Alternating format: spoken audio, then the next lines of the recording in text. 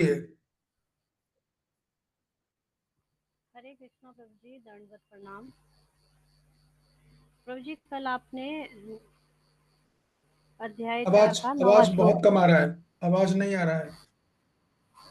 हरे कृष्णा प्रभु जी, दंडवत प्रणाम। अब आ रही है आवाज? हाँ, अभी थोड़ी आई, वो थोड़ा इम्प्रूव हरे, करे तो अच्छा होगा।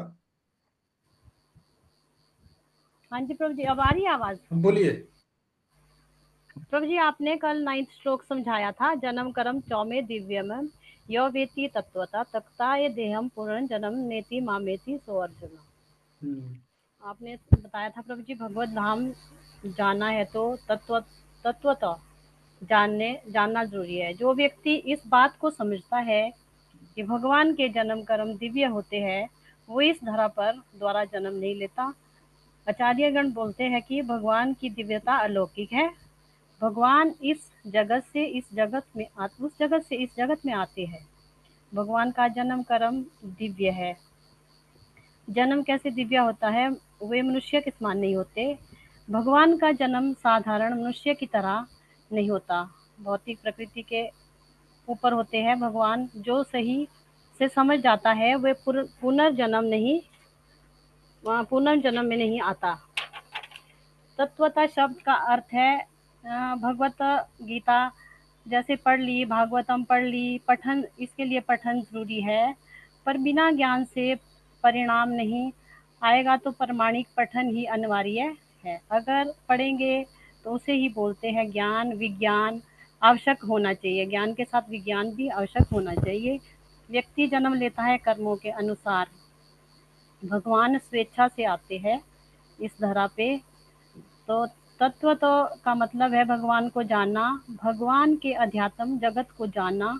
भगवान की सेवा, भगवान के भक्तों की सेवा सबसे बड़ी सेवा होती है।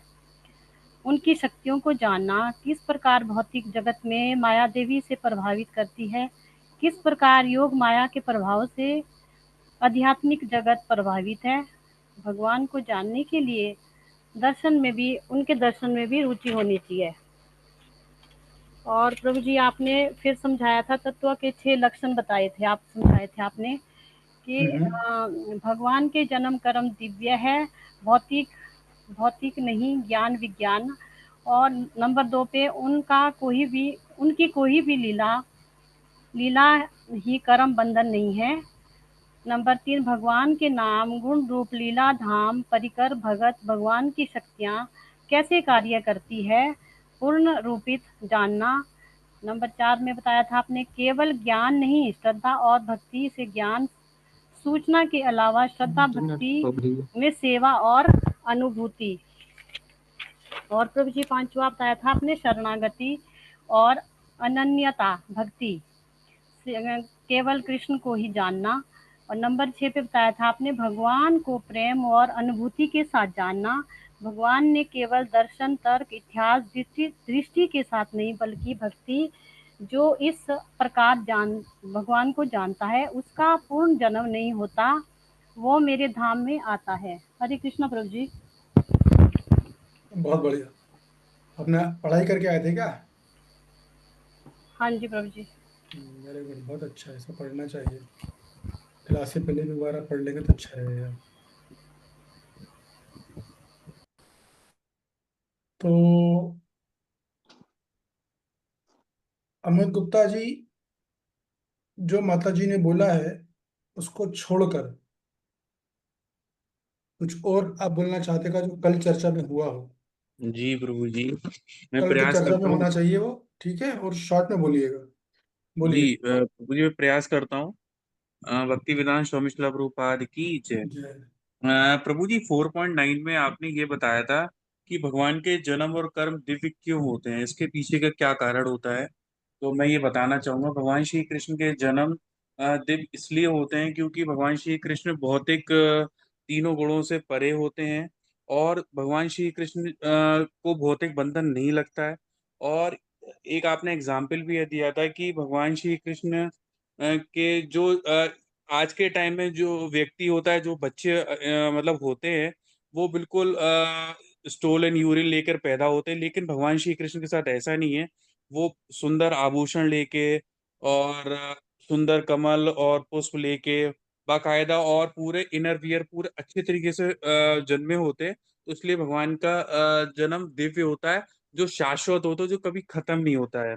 और कर्म का मतलब ये था, आपने एक एग्जाम्पल और दिया था कि जैसे कि भौतिक बंधन उन्हें नहीं लगता है, तो इसका एक एग्जाम्पल दिया था कि जैसे एक जेलर होता है पूरा उसमें, तो जेलर को नियम नहीं लगते हैं और वो बाकी के कैदियों को नियम लगते हैं। तो इसका मतलब ये है कि भगवान श्री कृष्ण के साथ ऐसा नहीं है और बाकी की सारी जीवात्माओं के लिए बंधन लगेंगे, ये है। और कर्म दिव्य इसलिए होते हैं कि वो भगवान अपने जो इस धरा पर जब आते हैं तो उनके कर्म इसलिए दिव्य होते हैं क्योंकि उन्होंने डिफरेंट डिफरेंट लीलाएं करते हैं अपने भक्तों को रस देने के लिए। जैसे कि उन्होंने गोवर्धन लीला करी थी, तो ये साधारण मनुष्य नहीं कर सकता, ये केवल भगवान श्री कृष्ण ही कर सकते हैं।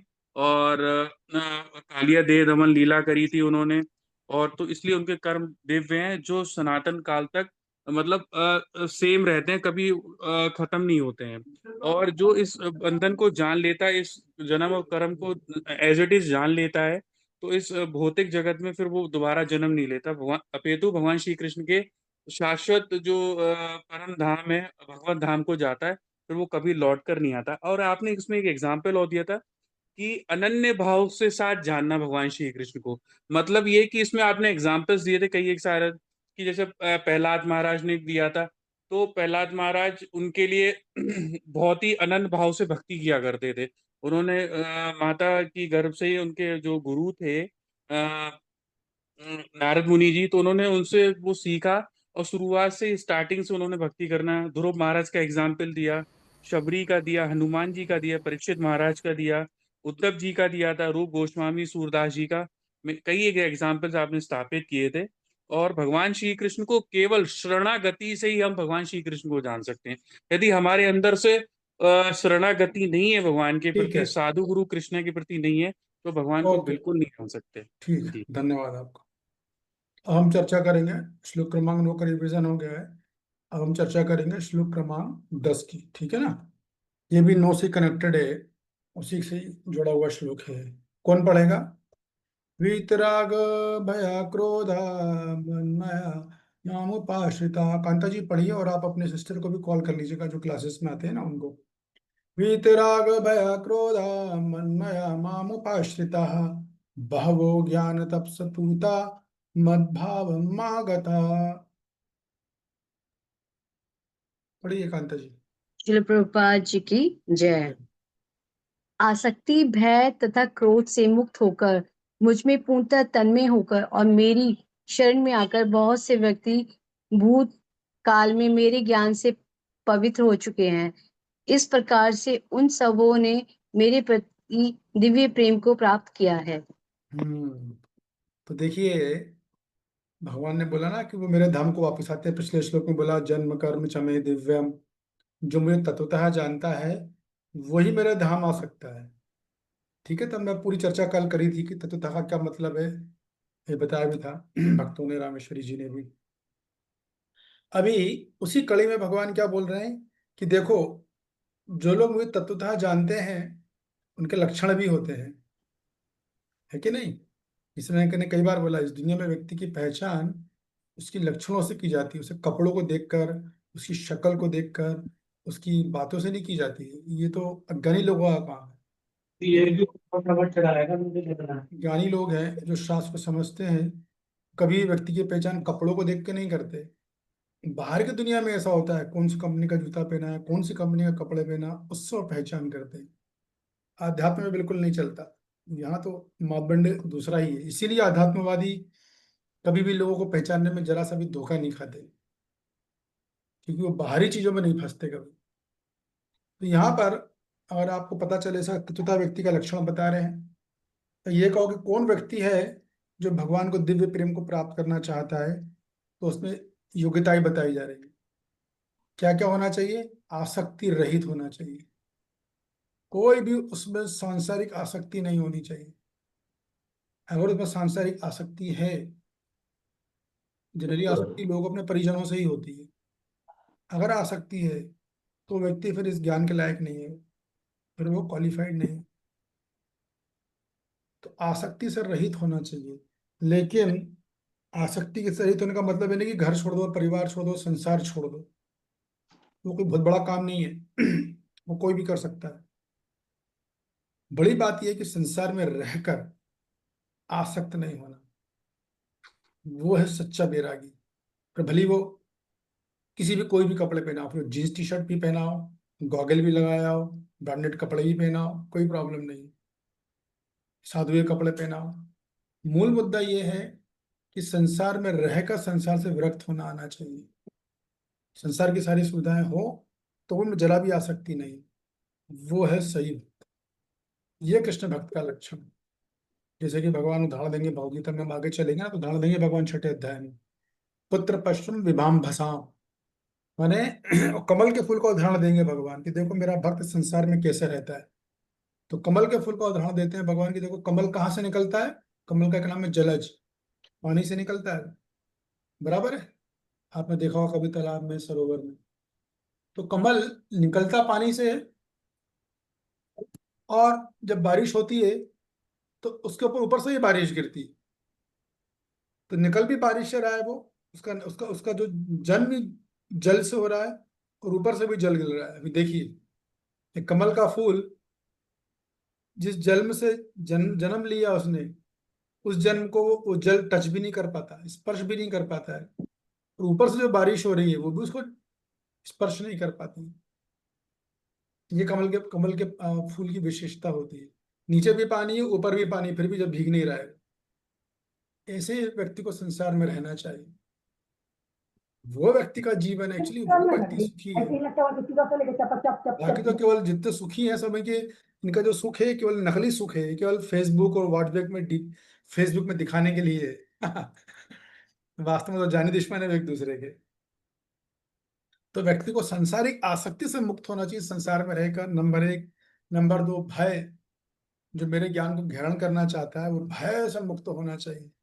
उसको संसार में किसी चीज का भय नहीं होना चाहिए। क्या होगा मेरा, मेरे रोजी रोटी कैसे चलेगी, मेरी दुकान कैसे चलेगी, मेरा ऑफिस का क्या होगा, समय खराब है, मेरा बैंक बैलेंस कम हो गया है, नहीं, भय नहीं होगा उसको। और तीसरा, क्रोध से मुक्त। तीन चीजें हैं इसमें, इनसे मुक्त होना चाहिए, आसक्ति से, भय से और क्रोध से। अब क्रोध का मतलब ये नहीं कि कृष्ण भक्तों को क्रोध नहीं आता, नहीं, ऐसा नहीं है। आता है क्रोध, लेकिन उनको पता है कि उस क्रोध का उपयोग कैसे किया जाता है, कब करना है, कब नहीं करना है, ये फर्क होता है। बाकी के लोग भी क्रोध करते हैं, मन की बुद्धि काम नहीं करती है। उनका जो क्रोध है वो राग द्वेष पर, सांसारिक आसक्ति पर या भय पर आधारित होता है, अपने पराये पर आधारित होता है। लेकिन भक्त का क्रोध इन चीजों से नहीं आता। अव्वल तो कम आता है, जब आता है तो उस क्रोध को उपयोग करता है, यूज करता है एंगर, क्योंकि यहाँ पर भगवान की सेवा के लिए मुझे क्रोध करना चाहिए। इस उदाहरण के लिए एक बार प्रभुपाद जी मंदिर में विग्रह की स्थापना करवा रहे थे। तो प्रभुपाद जी तो विदेश में थे, विदेशी भक्तों को इतनी जानकारी नहीं होती थी। तो मंदिर में सोशल मीडिया को बुलाया गया था, लोगों के कैमरे लगे थे, वो सब रिकॉर्डिंग कर रहे थे। और प्रभुपाद जी एक जगह खड़े होकर भक्तों को, चूंकि उन्होंने एक रात में पूरी मीटिंग लेके समझाया था कि किस प्रकार अर्च विग्रह को जो है हमें इंस्टॉल करना है, किस प्रकार हमें उनको प्राण प्रतिष्ठा करनी है। लेकिन विदेशी भक्त थे, इतना उनको अनुभव नहीं था, जानते नहीं थे। तो प्रभु जी ने खूब डांट रहे थे, मैं तुमसे कहा था, सुनते क्यों नहीं तुम एक बार, कल ही में तुमसे मैंने कहा था सही से वस्त्र पहनाओ। और तरह तरह का प्रभु जी निर्देश दे रहे थे। क्रोध क्रोध जो भारी व्यक्ति, लोगों को ये लग रहा था कि एक स्वामी जी कैसे, स्वामी जी इतना क्रोध कर रहे हैं। तो उनमें से एक मीडिया वाले ने बोली दिया, स्वामी जी आप सन्यासी हो, आप क्रोध क्यों कर रहे हो, शांत बैठिए एकदम। अभी वो सब मूर्खतापूर्ण बात है। वहां पर जो है वो प्रभुपाद जी गुरु हैं, तो गुरु का तो कर्तव्य अपने शिष्य को डांटना, क्रोध करना, उसके सुधार के लिए। एक शिक्षक है, उसका कर्तव्य अपने छात्रों को पर क्रोध करना। ये तो छात्र उसकी बातों को गंभीरता से नहीं लेंगे। माता पिता है, उनका कर्तव्य बच्चे को क्रोध करना, नहीं तो बच्चा सुधरेगा नहीं। तो वहां क्रोध जायज है, बट अनावश्यक क्रोध नहीं करता कृष्ण भक्त, ये बात है। तो आसक्ति से रहित है, भय से रहित है, क्रोध से रहित होकर पूरी तरह तन्मय होकर, हमारे पालनहार एक है तुम्हार, शरणागति से वो बोल रहे हैं, कई लोगों ने मेरे इस दिव्य ज्ञान को प्राप्त किया है, मेरे इस ज्ञान को अनेक लोगों ने प्राप्त किया है। इस दिव्य ज्ञान को प्राप्त करना है, या भगवत प्राप्ति करनी है, या भगवत धाम करना, तो क्या करना है, राग से मुक्त होना। राग और भय, क्रोध, तीन चीजें हैं श्लोक। वीतराग भय क्रोधा। ठीक है, वीत यानी मुक्त होना, ये दो कुछ, वीत यानी मुक्त होना, किस किस से मुक्त होना है? राग यानी आसक्ति, और भय और क्रोध, इससे मुक्त होना जरूरी है व्यक्ति को जीवन में।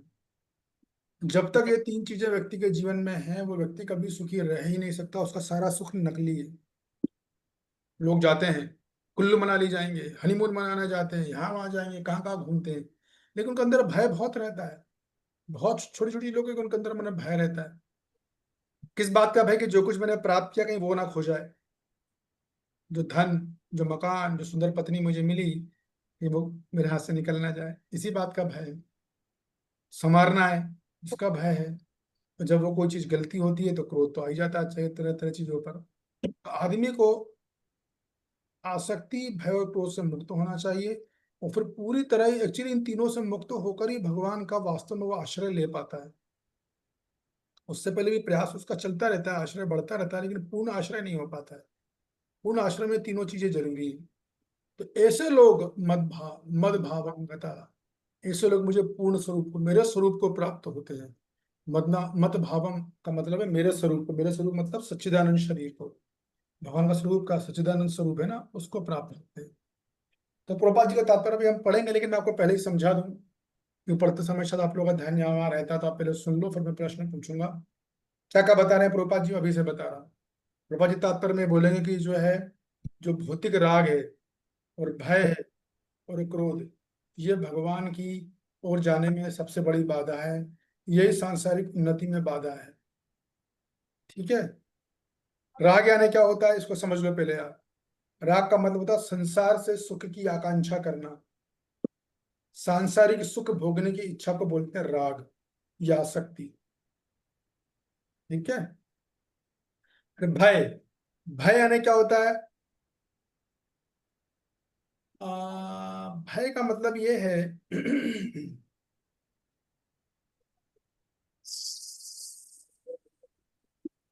कि व्यक्ति आत्मा और परमात्मा के संबंध को स्वीकार ना कर पाने का डर, उसको बोलते हैं भय। मतलब शायद समझ में नहीं आएगा आपको। कहने का मतलब ये है कि जब तक व्यक्ति अपने आप को शरीर समझता है, तब तक वो भयंकित रहेगा, हमेशा भय रहेगा। आप देख लो, छोटी चिड़िया सुबह सुबह निकलती है, मुर्गा गर्दन करके निकलेगा, एक ध्यान डालो कितना भयभीत होकर जानवर पशु पक्षी भोजन करते हैं। वृंदावन में हम देखते हैं, यहाँ पर बंदर आते हैं, इतने भयभीत रहते हैं कि पूछो नहीं। भयंकर भय क्यों? क्योंकि उनमें देहात में बुद्धि बहुत ज्यादा है, मैं शरीर हूँ, ये उनके चेतना में अच्छे से बैठ गया है। तो जिस हद तक व्यक्ति शारीरिक चेतना में होता है, उस हद तक उसको अपनी चीजों को खोने का भय रहता है, उस हद तक वो अपने सांसारिक लोगों से आसक्त रहता है, और उसी हद तक वो क्रोध भी करता है। लेकिन जैसे से वो भक्ति करता है, भजन करता है, सांसारिक बुद्धि से ऊपर उठता है, देहात में बुद्धि से ऊपर उठता है, तो इन चीजों में कमी आने लग जाती है। तो भय मतलब अपने आप को शरीर समझेगा तो भयंकित रहेगा। क्रोध, क्रोध कब करता है? जब उसकी कोई इच्छा और वो इच्छा पूरी नहीं होती। कोई भौतिक इच्छा है और वो इच्छा पूरी नहीं हो रही है, तो वो क्रोध करता है। तो ये तीनों चीजें, सांसारिक आसक्ति या परिजनों की आसक्ति बोले या भौतिक आसक्ति, भय और क्रोध, ये भक्ति के मार्ग में तीन बहुत बड़ी बाधा है, ये आचार्यगण बोलते हैं। तो व्यक्ति को चाहिए कि इन पर तेजी से काम करे। तो कैसे हटेंगी ये? पूर्ण समर्पण से और भक्तिमय सेवा से। योग्य भक्तों की सेवा करने से सब चीजें धीरे धीरे, राग, आसक्ति, भय और क्रोध चले जाता है। ये बात प्रभुपाद जी तात्पर्य में बोलेंगे। तो चलें तात्पर्य पढ़ लेते हैं, मैंने आपको पहले ही सब समझा दिया। पढ़िए तात्पर्य, कौन पढ़ रहा है? जी प्रभु। तात्पर्य, जैसा कि पहले अब कहा ध्यान जा से चुका सुनिएगा, है। मैं प्रश्न पूछूंगा। हाँ, तात्पर्य श्री प्रभुपाद जी की जय। जैसा कि पहले कहा जा चुका है कि विश्व में आसक्त व्यक्ति के लिए परम सत्य के स्वरूप को समझ पाना अत्यंत कठिन है। सामान्यतः जो लोग देहात्म बुद्धि में आसक्त होते हैं, वे भौतिकवाद में इतने लीन रहते हैं कि उनके लिए यह समझ पाना असंभव सा है कि परमात्मा व्यक्ति भी हो सकता है। ऐसे भौतिकवादी व्यक्ति इसकी कल्पना तक नहीं कर पाते कि ऐसा भी दिव्य शरीर है जो नित्य तथा सच्चिदानंद में है। रुक जाइए, भौतिकवादी रुक जाइए, रुक जाइए। यहाँ पर कौन बताएगा कि प्रभुपाद जी जो तीन चीजें हैं ना, राग, भय और क्रोध, उनमें से किसकी बात यहाँ कर रहे हैं प्रभुपाद जी, और क्या बोलना चाह रहे हैं, जहां तक पढ़ा अभी, जहां तक भय। पढ़ा ना। यस कंदराधारा ने माता जी बताइए। तो ये भाई भाई के बारे में बोल रहे हैं मेरे ख्याल से। हाँ बिल्कुल बढ़िया, क्या बोल रहे हैं यही बताइए। मुझे वो परमात्मा आत्मा परमात्मा को स्वीकार नहीं करते, भगवान को वो ये मतलब ऐसे बोल नहीं पा रहे हो। तो अन्य सही बोल रहा, आत्मा परमात्मा को स्वीकार नहीं करता, लेकिन क्या कारण है, क्यों नहीं कर पाता वो? ये तो भगवान सब दे चुका पहले ही। को मनुष्य है इसलिए। तो जो भगवान को वो ये नहीं मानते, उनके वो शून्यवादी के द्वारा इस तरह से समझते हैं। ओके ठीक है। यस बताइए रामेश्वरी जी, क्यों वो आत्मा और परमात्मा को नहीं समझ पा रहा है? वो कि वे आत्मा और प्रभु जी, वो आत्मा और परमात्मा के संबंध को तब तक व्यक्ति अपने आप को शरीर, जब वो अपने आप को शरीर समझता है ना, तो भय में रहता है, में चेतना में होता है, जैसे उसे अपने चीजों को खोने का भय रहता है। हाँ वो तो है, लेकिन वो समझ क्यों नहीं पा रहा? प्रभुपाद जी बोल रहे हैं ना कि वो आत्मा परमात्मा को नहीं समझ पा रहा है। जय दिशामा माता जी। हरे कृष्णा प्रभु जी। प्रभु जी, हरे वो लोग देहात्म बुद्धि में आसक्त रहते हैं। हाँ देखो, मैंने आपको पहले ही कहा था कि तात्पर्य में क्या चल रहा है, वो मैंने आपको पहले ही समझा दिया। जो भी प्रश्न पूछा उसको उत्तर भी मैंने आपको पहले ही दे दिए। तो मैंने पूरा रेडीमेड माल आपको दे दिया है, अब आपको बस उसे ग्रहण करना है। तो उसे भय क्या, मैंने कहा ना, जब तक देहात्म बुद्धि में है जीव, या ये कहो जो व्यक्ति जिस हद तक देहात्म बुद्धि में रहेगा, तब तक उसमें तीनों चीजें रहेंगी, राग, भय और क्रोध। उस खेल सारा देहात्म बुद्धि का है, इसलिए वो भयभीत है। और भय के कारण वो समझ ही नहीं पाता कि अरे मैं शरीर नहीं, मैं आत्मा हूँ, भगवान भी एक परमात्मा है, मेरा कर्तव्य उनकी सेवा करना, चूंकि वो समझ नहीं रहा है तो वो भयभीत रहेगा। ये बात है, ठीक है। अब आगे ध्यान से सुनिएगा, पढ़िए जी प्रभु जी। अंतम। भौतिकवादी धारणा के अनुसार शरीर नाशवान, अज्ञान में तथा अत्यंत दुख में होता है। अतः जब लोगों को भगवान की साकार रूप के विषय में बताया जाता है, तो उनके मन में शरीर की यही धारणा बनी रहती है। ऐसे भौतिकवादी पुरुषों के लिए विराट भौतिक जगत का स्वरूप ही परम तंत्र है। रुक जाइए, देखिए ये थोड़ा सा डीप पॉइंट है, ठीक है ना। इसमें प्रभा जी बड़ी अच्छी बात बोल रहे हैं कि देखो कुछ लोग क्या होते हैं कि उनमें भोग की प्रवृत्ति बहुत ही ज्यादा होती है, हद से ज्यादा होती है। आपको कभी ऐसे लोग मिलेंगे, तो वो लोग इस बात को, चूंकि भोग करने की इच्छा इतनी ज्यादा है, तो वो इस बात को स्वीकार ही नहीं कर पाते हैं कि कोई परमात्मा भी है, उसका अपना एक आकार भी होता है, ठीक है, और वो बड़े सुखमय होते हैं, उनकी सेवा करने से हमें सुख मिलता है, इस बात को वो बिल्कुल नहीं ग्रहण कर पाते हैं। और वो भोग भोग करने का प्रयास करते हैं, जबकि वास्तव में अ, उनका उनको केवल दुख और अज्ञान के अलावा कुछ हाथ नहीं आता है।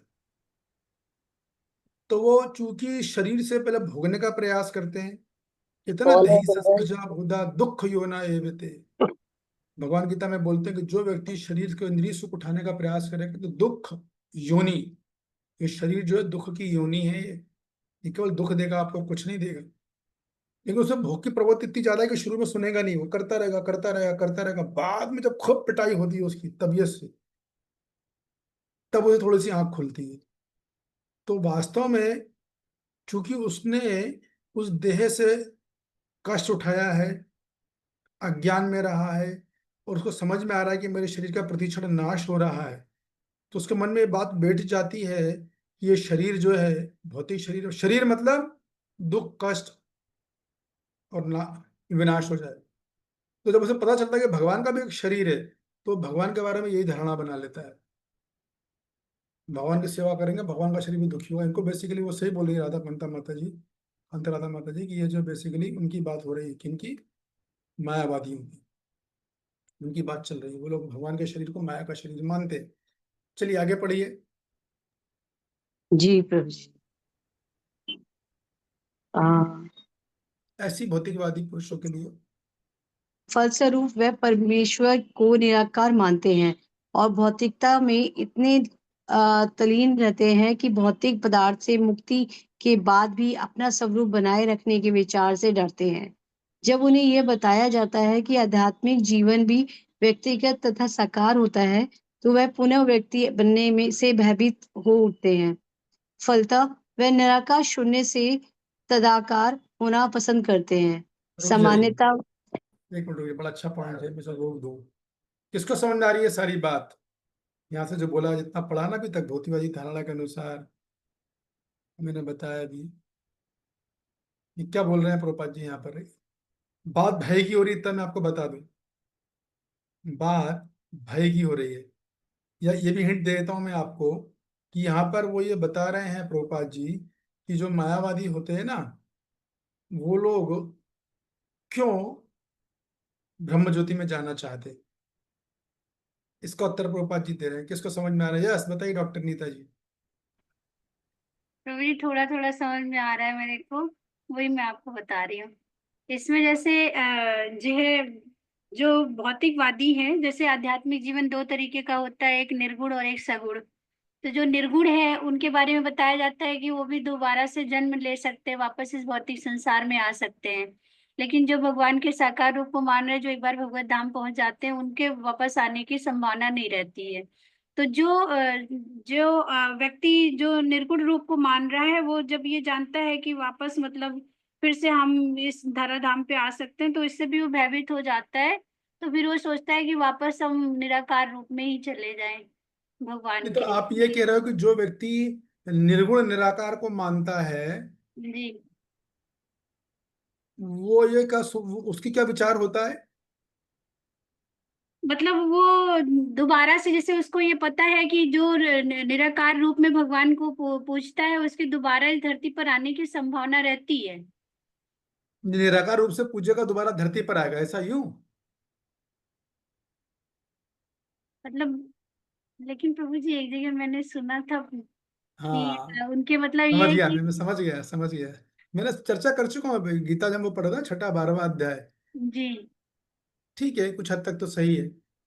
यस सुनीता जी बताइए, क्या बोल रहे हैं प्रभुपाद जी यहाँ पे?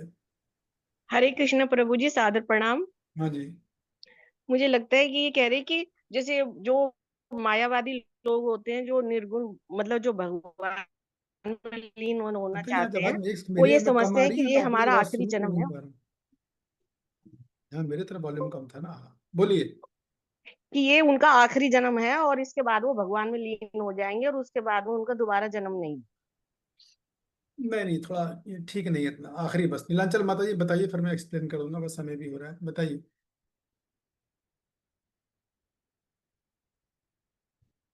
अनम्यूट कीजिए माता जी, नीलांचल माता जी अनम्यूट कीजिए। जी हम्म, नहीं नहीं हुआ वो, अनम्यूट नहीं हुआ। प्रभु जी, जब मैंने स्पिरिचुअल लाइफ में एंटर किया था तब की बात है। मैं जब गुरु महाराज के पास गई थी तो वो बोले आप क्यों भक्ति करना चाहते हैं। मैंने कहा मैं लीन होना चाहती हूँ। मैं लीन होना चाहती हूँ ताकि मेरा अस्तित्व खत्म हो जाए, क्योंकि हम संसार के दुखों से डरते हैं। फिर मुझे इस दुख के सागर में आना पड़ता, तो मैं चाहती थी मैं ना आऊं, मैं लीन होके अपना अस्तित्व खो बैठूं, खत्म हो जाऊं।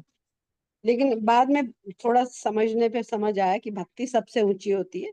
तो सबसे बड़ी बात यही थी, मेरी जो प्रैक्टिकल एक्सपीरियंस था प्रभु जी। ठीक है, समझ गया, आपने बिल्कुल सही बोला कि देखिए, जो मायावादी होते हैं वो क्यों ब्रह्म ज्योति में जाना चाहते हैं? क्योंकि वो जब भौतिक जगत में रहते हैं तो उनको सारा जीवन में दुख कष्ट और तकलीफ के अलावा कुछ नहीं मिलता है। तो वो क्या सोचते हैं कि ये शरीर को खत्म कर दो अब, क्योंकि शरीर का तो आकार है ना, तो मेरे को इस शरीर को डिस्ट्रॉय करना है, मुझे अपने अस्तित्व को पूरी तरह खत्म कर देना है। इसलिए वे विशेष तरह की साधना करते हैं, वृंदावन में से बहुत है अध्यात्मवादी। तो जब उन्हें बात बताते हैं कि भाई भगवान का भी साकार स्वरूप होता है और वो सच्चिदानंद है, तो उनको डर जाते हैं। बोलते अरे, हम उनकी साकार की उपासना करेंगे, हमें फिर शरीर लेना पड़ेगा, और फिर शरीर हम लेंगे, फिर हमें कष्ट उठाने पड़ेंगे, फिर निंद्रा मान अपमान जहर साजिश सब कुछ झेलना पड़ेगा हमें।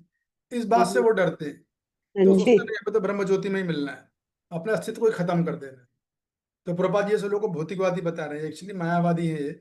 इनकी धारणा ये होती है स्ट्रांग धारणा होती है इन लोगों की ये। इसी बात को प्रभुपाद जी बोले कि देखिए, माँ भय की बात आ रही ना, तो लोग मायावादी लोग जो भयभीत होते हैं, भय के कारण वो लोग अपने अस्तित्व को खत्म करना, सांसारिक दुखों से इतना भय हो जाता है उनके मन में। लोग मिलते हैं ऐसे बड़े दुखी लोग, वो बोलते हैं हम अपना अस्तित्व ही खत्म कर देंगे। तो ब्रह्म ज्योति में जाओ, पड़े रहो, वहां कोई कष्ट होगा नहीं, दुख होगा नहीं, तकलीफ होगी नहीं, सीधे ब्रह्म ज्योति में जाकर लिप्त तदाकार हो जाओ। ये बात है। ठीक है, आगे आगे चलिए। प्रभु जी एक चीज पूछना था यहीं पे। पूछ बाद सकता में हूँ? एंड में पूछेगा, अभी रुक जाइए, समय हो रहा है। यस, पूछिए, पढ़िए कांता माता जी। सामान्यतः वह जीवों की तुलना समुद्र के बुलबुलों से करते हैं, जो टूटने पर समुद्र में ही लीन हो जाते हैं। पृथक व्यक्तित्व से रहित आध्यात्मिक जीवन की यह चरम सिद्धि है। वह जीवन की भयावह अवस्था है जो आध्यात्मिक जीवन के पूर्ण ज्ञान से रहित है। इसके अतिरिक्त ऐसे बहुत से मनुष्य हैं जो आध्यात्मिक जीवन को तनिक भी नहीं समझ पाते। अनेक वादों तथा दार्शनिक चिंतन की विभिन्न विभिन्न कहाँ गया दार्शनिक चिंतन की विविध विसंगतियों से परेशान होकर वह उब उठते हैं या क्रोध हो जाते हैं।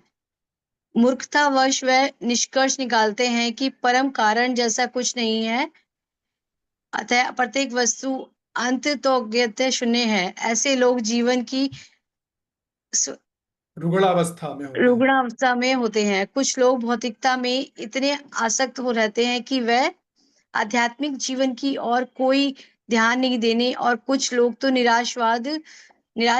निराशावश सभी प्रकार के आध्यात्मिक चिंतनों से क्रुद्ध होकर प्रत्येक वस्तु पर अविध्वस्त करने लगते हैं। इस अंतिम कोटि के लोग किसी न किसी मादक वस्तु का सहारा लेते हैं और उसके मति विभ्रम को कभी कभी आध्यात्मिक दृष्टि मान लिया जाता है। मनुष्य को भौतिक जगत के प्रति आसक्ति की तीनों अवस्थाओं से छुटकारा पाना होता है। यह है आध्यात्मिक जीवन की अपेक्षा आध्यात्मिक साकार रूप का भय तथा जीवन की हताशा से उत्पन्न शून्यवाद की कल्पना। जीवन की इन तीनों अवस्थाओं से छुटकारा पाने के लिए प्रामाणिक गुरु की निर्देशन में भगवान की शरण ग्रहण करना और भक्ति में जीवन के नियम तथा विधि विधानों का पालन करना आवश्यक है। भक्ति में जीवन की अंतिम अवस्था भाव या दिव्य ईश्वरी प्रेम कहलाती है। बस रुक जाइए, ठीक है, थैंक यू। तो देखिए, प्रभुपाद जी ने मेनली परपट को, जब भय की बात आई ना, प्रभुपाद जी ने मायावादी को ले लिया। फिर मायावादी की चर्चा करिए। मायावादी में भय के कारण ब्रह्म ज्योति में जाना चाहते हैं। वो क्या भय है वो हमने चर्चा कर लिया। फिर दूसरा प्रभुपाद जी बोल रहे हैं, ऐसे भी भौतिकवादी होते हैं जिनका जो केवल भोगी करना चाहते हैं, उनको आध्यात्मिक जीवन के प्रति कोई रुचि नहीं है। उनका बोलो भाई भगवान कृष्ण का मंदिर है, थोड़ा माला का जाप कर लो, प्रसाद खाओ, थोड़ा क्लासेस में, उनको कोई रुचि नहीं, बिल्कुल रुचि नहीं होती, कुछ नहीं होता उनको। क्यों? भोग की प्रवृत्ति इतनी ज्यादा होती है। ये एक कैटेगरी है। ये कैटेगरी बहुत ज्यादा है। फिर एक ऐसी कैटेगरी होती है जो भोग करते करते करते करते सुख, अपने इंद्रियों को करते करते जीवन से हताश और निराश हो जाते हैं। और इतना सब कुछ मैंने किया, किसके लिए किया? मेरे कुछ काम नहीं आ रहा है, मेरे को कष्ट ही कष्ट मिल रहा है, मैं जिनके लिए कर रहा हूँ उन्हीं से मुझे बुराई मिल रही है। एक कैटेगरी है। तो जीवन से निराश, इतने निराश हो जाते हैं कि उनसे आप आध्यात्मिक जीवन की बात करो तो उन्हें क्रोध आ जाता है एकदम। नहीं करना मुझे कृष्ण भक्ति। वो ना ब्रह्म ज्योति जाना चाहते, ना परमात्मा साक्षात्कार, ना भगवान, तो भूल ही जाओ, तीनों साक्षात्कार नहीं चाहिए, क्योंकि उनका अविश्वास हो गया है।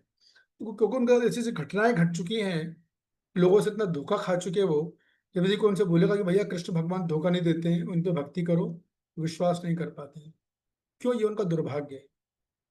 तो ये मूर्ख लोग हैं, बुद्धिमान लोग नहीं है, मत सोचिए कि बुद्धिमान है, मूर्ख लोग हैं। तो दो तरीके के, तीन हो गए, एक मायावादी हो गए, एक भोगी हो गए बहुत ज्यादा, और तीसरे वो जब भोग करके निराश हो गए जीवन से। तो ये तीन लोग जो है जीवन में हमेशा जो है दुखी, भयभीत रहते हैं। तो प्रभुपाद जी ने कुल मिलाकर इस पर्पट भय पे फोकस किया है। लेकिन हमने तीनों चीज ली है, आसक्ति भी ली है, और भय भी लिया है, और क्रोध भी लिया है। ये बात है। और सबसे खतरनाक तो आसक्ति है, जैसे जीवन में फंसाती है संसार में। वो आसक्ति जो है सबसे खतरनाक जड़ है। तो जब भक्ति करें हम लोग, तो हमको खुद अपना आकलन करना चाहिए। मैंने कई बार अपने भक्तों से एक बार ये अभ्यास करवाया है, लिस्ट बनाओ कि आप किन की चीजों से आसक्त हो। खुद लिस्ट बनानी चाहिए। तो लंबी लिस्ट बनेगी, रुकेगी नहीं वो लिस्ट। अगर आप विचार करेंगे, लिस्ट बनाओ और फिर लिसन लिस्ट बना के काम होगा। अभी कुछ काम नहीं हुआ है, अभी तो बोले डायग्नोस की है बीमारी, अब उसका इलाज करना है, तो उन पे फिर आप काम करो। उन आसक्तियों को धीरे धीरे कैसे छोड़ना है, प्लान बनाओ, वैसे करो, तब जाके ये श्लोक जो है जीवन में सफल हो पाएगा। और हम कितना भी करो और हमारी ये सांसारिक आसक्तियां बनी हुई है, तो ये प्रमाण है कि हमारी जो है भक्ति में प्रगति नहीं हो रही। यही बात है। और भी इसमें हमारी चर्चा की जा सकती है, वो देखते हैं समय कितना परमिट करता है। लेकिन फिलहाल मैं आपको ये बता देता हूँ, थोड़ा टीका से बताता हूँ किस प्रकार श्रीधर स्वामी, जो हमारे संप्रदाय के सबसे बड़े आचार्य हैं, जिनको भगवान ने, चैतन्य महाप्रभु ने उनको घोषित किया है, तो वो भी वो उन्होंने क्या किया है, राग भय और क्रोध को परिभाषित किया है। तो वही बोलते हैं राग का मतलब क्या है, इसको आप नोट कर लो। राग यानी सांसारिक सुखों से आसक्ति, ये बोलते हैं राग, सांसारिक सुखों से आसक्ति। और भय, भय यानी डर। तो डर तीन चार तरीकों से हो सकता है। जिसके पास बहुत ज्यादा आसक्त है, जो जिस हद तक आसक्त होगा वस्तुओं से, अपने विचारों से, उसके अंदर उस हद तक भय रहेगा। कोई पोजीशन है किसी के पास, पोजीशन हिंदी में क्या बोलेंगे, उसके स्वामित्व में कोई चीज है, और वो जब तक उसको अपना समझ रहा है कि वस्तु मेरी है, जिस हद तक वो ये मान के चलता है मेरी है, उस हद तक वो आसक्त रहेगा। और जिस हद तक वो आसक्त है, उस हद तक वो भयभीत रहेगा। एक छोटा उदाहरण देता हूँ। फॉर एग्जाम्पल, आप कोई छोटी सी कार ले आए, और आप अगर ये मान के चलो कि ये कार तो बस मेरी है, जिस हद तक आपका उस कार से आसक्ति है, उस हद तक व्यक्ति भयभीत रहेगा। कभी कोई लोग नए नए कार लेके आते हैं, तो रात में 11-12 बजे उठ के भी देखते हैं, रात में गाय कार सही से खड़ी है कि नहीं खड़ी है, किसी ने कोई स्क्रैच तो नहीं मार दिया। कभी कोई देखा जाता है, लोग बहुत ज्यादा अटैच हो जाते हैं। अभी कार में कोई पत्थर भी मार देगा, तो उस व्यक्ति को बड़ा दर्द तकलीफ होती है। अभी होने नहीं चाहिए, क्योंकि उस व्यक्ति को थोड़ी ना पत्थर मारा, पत्थर तो कार को मारा गया है, उससे कोई तकलीफ हो रही है। ये पड़ोसी की कार को मारा है तो उसे कोई तकलीफ नहीं होती, लेकिन उसी कार को अगर मारा तो बड़ी तकलीफ हो रही है। क्यों? इसको बोलते हैं अटैचमेंट, इसको बोलते हैं आसक्ति। ये बात है। तो देखिए, कार रखना गलत नहीं है, या जो भी हमारा घर परिवार है, परिजन है, उनके साथ रहना गलत नहीं है। इस चीज को समझो आप अच्छे से, इस कॉन्सेप्ट की बात हो रही है, इस कॉन्सेप्ट को समझो आप। गलत क्या है, उनको अपना मान लेना, वो गलत है। तो क्या मानना चाहिए, सब भगवान का है, भगवान के लिए, तो मेरे पास क्यों है, मेरी कस्टडी में, मेरा कर्तव्य इनकी सेवा करना, इनको खुश, जितना मेरी क्षमता उसके अनुसार मैंने खुश रख, इस चेतना में रहेगा, तो सुख, तो वो कभी दुखी नहीं रहेगा। ये जैसे ही बोलेगा ये मेरे हैं, तो दुख चालू है एकदम, उसी टाइम दुख चालू हो जाएगा। तो इसमें उदाहरण में देता हूं आपको बैंक के कैशियर का। जो बैंक में कैशियर होता है, खजांची होता है, वो पर डे लाखों रुपए गिनता है, लेकिन क्या वो ये मानता है कि पैसे मेरे हैं? नहीं, उसको ड्यूटी पे आने से पहले ही पता है कि मेरा कुछ पैसा नहीं है, मेरी जो तनख्वाह वो मुझे मिलने वाली है। बाकी तो मुझे बस जो कैश है वो दूसरों का है, वो बैंक का है, वो बैंक के ग्राहकों का है, मेरा नहीं है वो। और अपना समझ के अगर अपनी जेब में रख लेगा तो क्या होगा, टर्मिनेट हो जाएगा, सस्पेंड हो जाएगा, नौकरी चली जाएगी उसकी, है कि नहीं? तो वैसे ही संसार में वो व्यक्ति सुखी रह पाएगा जो भगवान ने जो दिया है, तेरा तुझको अर्पण क्या लागे मेरा। अब ये बोलना बहुत आसान है, इसमें जीने में बहुत बड़ी चुनौती है, लेकिन करनी, चुनौती स्वीकार करनी पड़ेगी। अपने आप को तैयारी नहीं, तो तैयार करना पड़ेगा। तो ये चीजें जिस हद तक, कुल मिला के बात है, जिस हद तक व्यक्ति में देहात, किस व्यक्ति में देहात में बुद्धि कितनी है, उसका पता इन तीन चीजों से चल जाता है। कितना अटैचमेंट है इसको अपनी चीजों से, कितना दुखी होता है उनके खोने के बाद, या कितना खुश होता है अचानक से मिल जाए। और जिस हद तक उसकी आसक्ति, उस हद तक भय होगा, उस हद तक क्रोध भी आएगा। ये बात है। ये बात बोल रहे हैं कौन? श्रीधर स्वामी ने पूरा राग भय और क्रोध को डिफाइन कर दिया। इसके बाद फिर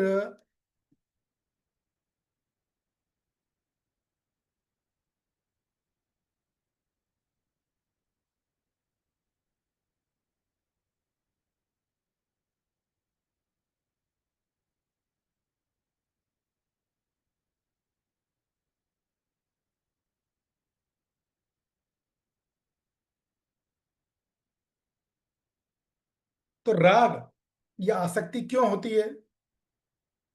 राग या आसक्ति क्यों होती है? इसलिए होती है कि व्यक्ति ये सोचने लगता है कि इंद्रिय सुख में ही वास्तविक सुख है, इंद्रिय भोग में ही वास्तविक सुख है। जैसे उसकी धारणा जैसे जैसे बनती आती दिमाग में, उस हद तक उसको राग या आसक्ति बोलो उसको दिमाग में बैठती जाती। ठीक है नहीं? इसका प्रमाण है इसी अध्याय का, इसी गीता का दूसरे अध्याय का 62वां श्लोक, संगा सजायते कामा। आप लोगों को याद हो, हमने चर्चा किया था। व्यक्ति जिस हद तक इंद्रिय भोग का संग करेगा उस हद तक उसकी आसक्ति होगी, और जिस हद तक आसक्ति होगी उसमें भय और क्रोध उत्पन्न हो जाएगा। तो इससे बोलते हैं आसक्ति क्यों होती है? इंद्रिय सुख की इच्छा के कारण। भय क्यों होता है? जब व्यक्ति अपने को और भगवान के संबंध को नहीं समझ पाता है, नित्य संबंध को, तो उसमें भय रहता है हमेशा, तब वो शरणागति नहीं ले पाएगा। और क्रोध कब आता है? जब उसमें कोई इच्छा हो और इच्छा में बाधा बन जाए, उसको क्रोध आ जाता है। ये बात है। तो मैं आपको कुछ प्रमाण दे रहा हूँ भागवतम में से, जो इस तरह से बोलते हैं। श्रीमद् भागवतम का 11वां स्कंद का दूसरे अध्याय का 37वां श्लोक है। भयम द्वितीया निभे विशिता स्यात् ईशा पेतस्य विपर्यतो स्मृति ही। अच्छा प्रसिद्ध श्लोक है। नव योगेंद्र बोलते हैं कि आदमी को भय कब आता है? जब वो भगवान से विमुख होता है, तो भय रहेगा। जिस हद तक व्यक्ति भगवान से विमुख है उस हद तक उसको भय रहेगा। तो मैं 2-3 एंगल्स आपको बता रहा हूं, तो आप कंफ्यूज मत होना। आपको जटिल लग रहा हो तो जितना आपको समझ में आ रहा हो उतना ग्रहण कर लीजिएगा। मैंने 1-2 एंगल्स आपको बताया भय का। पहला अध्यात्म बुद्धि, दूसरा परमात्मा से विमुख होना। ये और अगर भगवान से उसकी प्रीति हो जाती है, भगवान के भक्तों से प्रेम होता है, तो राग, भय और क्रोध तीनों से मुक्त हो जाता है। नारद भक्ति सूत्र में नारद जी बोलते हैं, सा पुनरुक्ति ईश्वरम। जब व्यक्ति को भगवान और भगवान के भक्तों से प्रीति होती है तो तीनों से मुक्त हो जाते हैं। ये हल है इसका। ये मैं आपको समस्या का हल बता रहा। नारद मुनि बोलते हैं नारद भक्ति सूत्र में।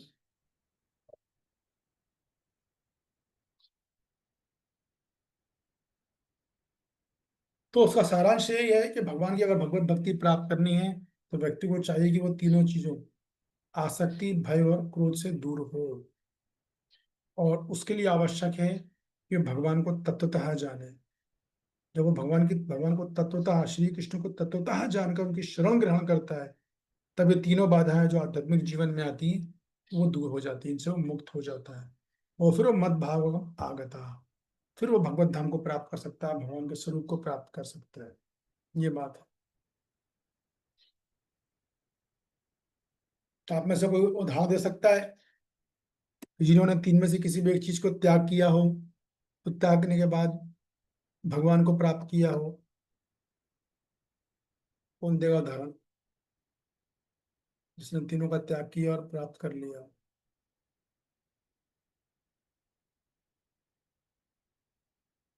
सबसे अच्छा उदाहरण है यस, राकेश, राकेश जी बोलिए।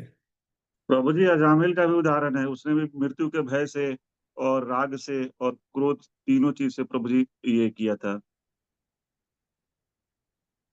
अजामिल का जो उदाहरण है वो सुटेबल इसलिए नहीं है, अजामिल तो भोगी नंबर 1 बन गया था, लेकिन उसमें तो जो आसक्त मुक्ति तो मिली, था ना प्रभु जी। 1 मिनट सुन लीजिए। उसको जो मुक्ति मिली वो उसको केवल विष्णुदूतों की कृपा से मिली है। जो उसमें मुक्ति आई ना बीत रात, जो तीनों चीजों से बचा वो, तो वो खुद के एंडेवर से नहीं बचा, मतलब अच्छा, विष्णुदूतों की विशेष कृपा थी वो, उस वजह से वो मुक्त हुआ। वरना जो आदमी वेश्या से शादी कर लेगा, अभी वेश्या से तो कुछ फिर शादी जड़ करता भारत का उदाहरण लिया जा सकता है प्रभु जी, है। जड़ भारत का। हाँ, वो आ जाएगा। बस, गुड। या शिल्पा जी। हरे कृष्ण प्रभु जी, सादर प्रणाम। प्रभु जी, प्रहलाद महाराज का। बिल्कुल सही जवाब। प्रहलाद महाराज राग से मुक्त हो गए थे। राग कैसे मुक्त हुए? उन्होंने कभी भी पिता से प्रीति नहीं रही उनकी, न कभी पिता की राज्य सुविधा की उनको कोई आसक्ति नहीं थी कि मेरे पिता की राजगद्दी मुझे मिल जाए, इनका पावर मुझे मिल जाए, इनकी पोस्ट मुझे मिल जाए, इनका धन मुझे मिल जाए। अभी आजकल के लड़के तो पूरे पिताजी पे लोड डाल के रखते हैं। अनंत कोटि उनकी एक्सपेक्टेशंस होती हैं। प्रहलाद महाराज से कोई एक्सपेक्टेशन नहीं थी, कुछ इसमें राग से मुक्त हो गए थे एकदम। और इसीलिए वो भय से भी मुक्त थे। वो हिरण्यकशिपु ने कितनी धमकियां डाली उनको मारने के लिए, जान से मारने के कितने प्रयास किए, वो आप सब जानते हो। कि वो भयभीत हुए क्या? बिल्कुल भयभीत नहीं हुए, क्रोध से मुक्त हुए। उन्होंने कभी अपने पिता पे क्रोध नहीं किया बदले में। अभी सोच, एक पिता अपने बच्चों को जान से मार रहा है, तरह तरह की साजिश रच रहा, प्रहलाद महाराज ने एक बार भी क्रोध नहीं किया। और आजकल के बच्चों को देख लो, माँ बाप डरते हैं डांटने में, भय, उल्टा माँ बाप को भय भी था आजकल के बच्चों को देख के। तो कैसे डांटे भाई? कभी पता नहीं कि वो बिल्कुल अनसर्टन होते हैं, कब किस जवाब किसके सामने क्या बोल दें, कुछ भरोसा नहीं आजकल के बच्चों का। तो प्रहलाद महाराज का उदाहरण बिल्कुल सटीक उदाहरण है। वो तीनों में आ रहा है, भय, राग और क्रोध तीनों में आ जाता है। बहुत बड़े उदाहरण दिया आपने, बहुत धन्यवाद। यस दिव्य श्यामा जी, बोलिए, आप कौन सा उदाहरण दे रहे हो? हाँ प्रभु जी, परीक्षित महाराज आएगी उसमें, कैसे क्योंकि एक्सप्लेन? वो एक राजा थे, तो उसने उसको पता चल गया कि मेरा अंतिम समय है, तो मैं भागवत कथा सुनूं, तो उसने वो आसक्ति छोड़ दी थी, और मृत्यु का उसको डर भी नहीं था, और उसको उस वजह से क्रोध भी नहीं आ रहा था। बिल्कुल सही उदाहरण है, करेक्ट, बिल्कुल सही उदाहरण है। यस अमित गुप्ता जी। हरे कृष्णा प्रभु जी। बोलिए। प्रभु जी, ध्रुव महाराज का एग्जाम्पल आ सकता है इसमें बिल्कुल। कैसे? ध्रुव महाराज का एग्जाम्पल इस तरीके से आ सकता है कि उनके जो फादर थे तो उनको स्नेह नहीं करते थे, तो उन्होंने एकदम अपना जो भी था, अब उनकी माँ ने उन्हें समझाया कि तुम्हें भगवान को पाना है, तुमसे केवल एक ही लोग प्रेम कर सकता है, भगवान कृष्ण है। तो उन्होंने अपना जो भी राग द्वेष था, जो भी अपने उनको संसारी सुख को पाने की इच्छा, वो खत्म कर दी थी। और भय था उन्हें परमात्मा को जानने का, क्रोध, सब कुछ छोड़ के वो चले गए थे भगवान को प्राप्त करने के लिए। हाँ, तो उदाहरण आपका सही है, लेकिन वो जो विवरण है वो ठीक नहीं है। दो मेरा तो हम्म। एग्जाम्पल आएगा इसमें, कब आएगा कि जब उन्होंने भगवान के दर्शन किए, तो भगवान इनको जी। बोला मांगो ध्रुव, क्या यस। चाहिए? तब वो बोलते स्थानाभिलाषी तपस्ति स्थितो हम ताम प्राप्त मान देव मुनिंद्र गोयम काचन विचिन्वन अपि दिव्य रत्नम स्वामिन कृतार्थो अस्मि वरम नाचे।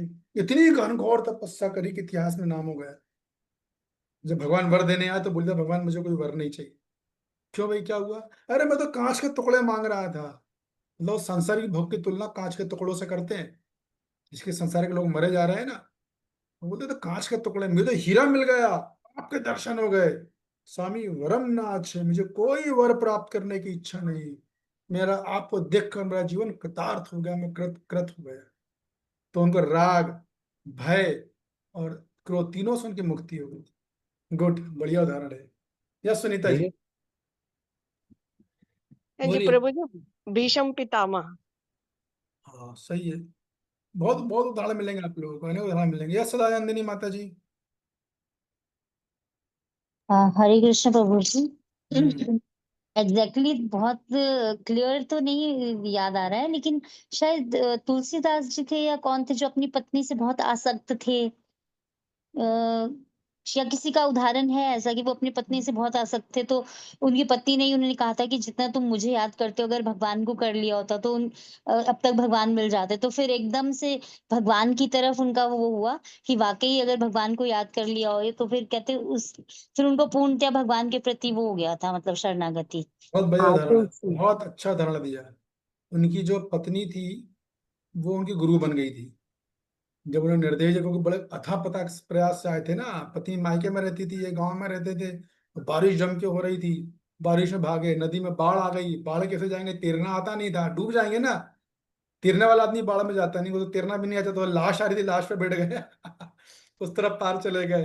फिर भागते, बारिश हो रही है, अंधेरा, ना टार्च है ना लाइट है, कुछ नहीं, भागे जा रहे हैं, भागे, इतने खतरनाक उन्होंने जान का रिस्क उठाया। सांप बिच्छू कोई भी काट लेता, मर जाते। पहुंचे पहुंचे तो घर पे देखा, घर का दरवाजा बंद है, तो रस्सी थी कि रस्सी से लटक के बालकनी में चले गए। ऊपर आए तो देखा वो रस्सी नहीं थी, वो तो सांप था, सांप को पटक के आ गए थे। तो बड़ा उस ने बोला था कि अरे देखो तुम्हारे, मैं तुमसे कितना प्रेम करता हूँ, तुम्हारे लिए मैंने इतना खतरनाक कष्ट उठाया। तब उनकी पत्नी ने बढ़िया उपदेश दिया।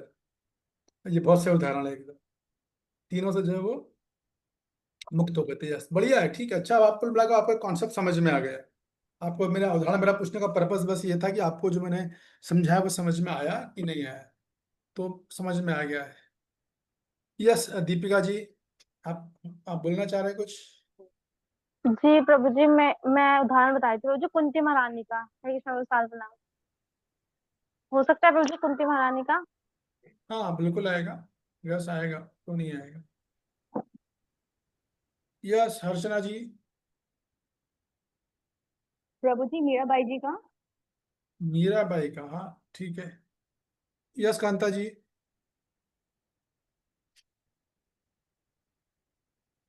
बोलिए कांता जी, आपने हाथ उठाया है। हितेंद्र जी बोलिए। जी प्रभु जी, वाल्मीकि महाराज। प्रभु जी। अब रुक जाइए कांता जी, अब रुक जाइए आप, बोलिए हितेंद्र जी बोलिए। जी, वाल्मीकि महाराज का उदाहरण है प्रभु जी। जब उनको पहले वो लुटेरे थे, बहुत सबको लूट मर्डर और ये करते थे उनकी आजीविका के लिए, पर जब उनको नारद मुनि सही है, मिले। सही है, जी सही है, ठीक है, सही उदाहरण है, ओके गुड। तो ठीक है, आप लोगों को समझ में आ गया, अब हाथ हटा लीजिए। अब किसी का कोई प्रश्न है आज की चर्चा में तो बताइए,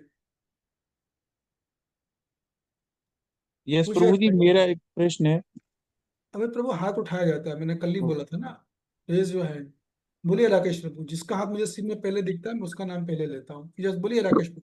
प्रभु जी, हम लोग चर्चा कर रहे थे, जैसे मायावादियों की चर्चा की कि वो भय से भयभीत होने के कारण जो है वो शून्य में विलीन होना चाहते हैं। भय प्रमुख कारण बताया गया। लेकिन यहाँ प्रभु जी अज्ञान और विद्या भी तो है ना, क्योंकि उन्हें भगवान की पूर्ण समझावट भी नहीं है, वो जानते भी नहीं है, और संबंध ज्ञान भी नहीं है प्रभु तो जी। रूट तो अविद्या ही है।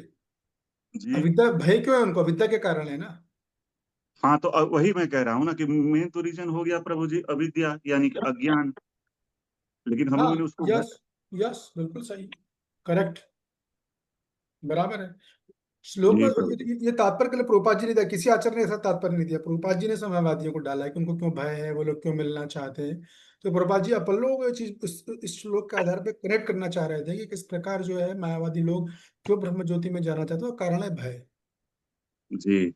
और इसके पीछे वही तीन रीजन है कि एक तो भगवान का स्वरूप ज्ञान नहीं होना, दूसरा संबंध ज्ञान नहीं होना, और तीसरा जो है अपने आप को पृथक अस्तित्व मानना, अपने आप को अलग अस्तित्व मानना। वो जानते ही नहीं है कि भगवान और ये जो है वो उनका ये जो जीव है वो भगवान का प्रभु जी अंश है। वो मानते ही नहीं, वो मानते हैं कि भगवान अलग सत्ता है और जीव अलग सत्ता है।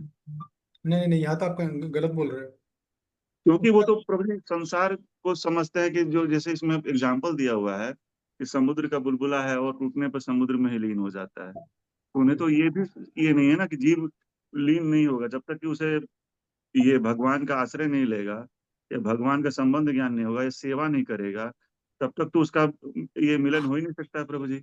वहां तो आप कंफ्यूज हो रहे हो, ऐसा नहीं है, आप जो बोलो ना ऐसा बिल्कुल भी नहीं है। तीसरा रीजन को हमको समझाइए प्रभु जी, थोड़ा सा ना इस पे ये हाँ, कीजिए। तो देखिए उनका कंसेप्शन क्या होता है कि मैं भी भगवान हूँ, तुम भी भगवान हो, सब लोग भगवान है। अच्छा। उनका कंसेप्शन ये होता है। जी अब वो उदाहरण दे रहे हैं, उदाहरण देते हैं कि भैया एक पानी का बुलबुला है या समुंदर है, तो बुलबुला समुंदर से ही निकलता है ना। तो हम लोग भी साधना करेंगे और हम समुद्र में मिल जाएंगे। मतलब या प्रभुपाद जी उदाहरण देते हैं कि हरे पेड़ पे हरा तोता, कि एक हरा पेड़ होता है, तो उसमें जाके बैठते हैं। तो कोई मूर्ख आदमी बोल सकता है कि तोता हरे पेड़ पे जाके बैठने से तोते का अस्तित्व खत्म हो गया है, क्योंकि तोता उनको अलग से नहीं दिख रहा है। तो ये बात सही है क्या? नहीं प्रभु जी। हाँ, तो वो इसको मानते हैं। तो वो क्या सोचते हैं कि हमको जो है ब्रह्म ज्योति में मिलना है, हमको ब्रह्म ज्योति में मिलना है। तो वो ये मानते हैं कि मैं भी भगवान हूँ, तुम भी ना, वो बोलते हैं नमो नारायणाय, वो एक जी माधव सेवा मानव सेवा, हम्म, वो ये वाले होते हैं वो। ठीक है। जी लेकिन प्रभु यहाँ पे जी। प्रभुपाद जी उनकी बात नहीं कर रहे हैं, यहाँ पर प्रभुपाद जी उनकी बात नहीं कर रहे। हम्म, आपको मायावादी और ब्रह्मवादी में अंतर पता है? मैंने बता चुका हूँ ये।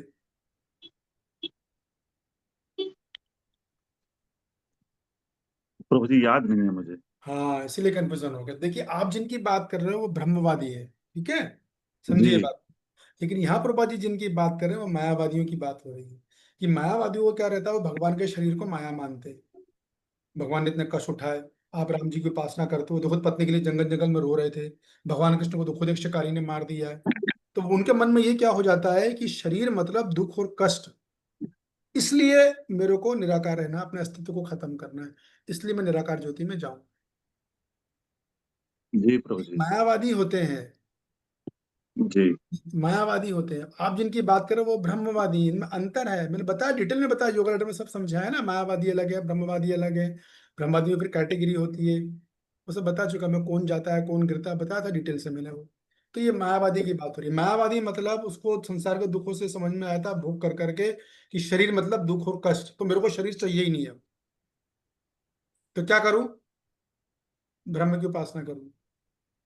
ये बात प्रभुपाद जी बोल रहे हैं। तो उन्हें जी भय, प्रभु उसने जी। शरीर के भय से इतना कष्ट उठाया, भयभीत हो गए हैं वो शरीर के नाम से। तो जब आप बोलोगे कि भैया भगवान का कोई शरीर है, उनका साकार रूप है, तो वो डाइजेस्ट नहीं कर पाते, ये बात है। जी प्रभु जी। समझ गए ना?